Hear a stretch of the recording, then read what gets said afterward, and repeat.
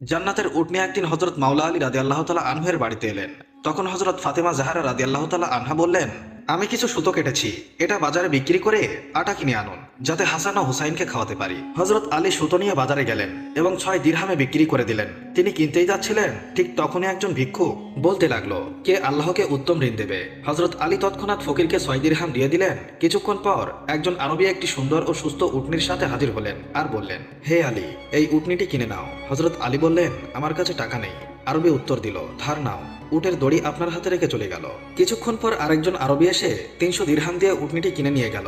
হযরত আলী প্রথম আরবিকে খুঁজতে থাকলেন, কিন্তু তাকে খুঁজে পেলেন না। যখন আপনি বাড়ি ফিরে এলেন, তখন রাসূল আকরাম সাল্লাল্লাহু আলাইহি ওয়াসাল্লাম হযরত ফাতেমার সাথে বসা ছিলেন। নবীজি মুস্কি হেসে বললেন, এই ঘটনাটি তুমি বলবে নাকি আমি বলবো? হযরত আলী অনুরোধ করলেন, হে আল্লাহর রাসূল, আপনি নিজেই এটি বলুন।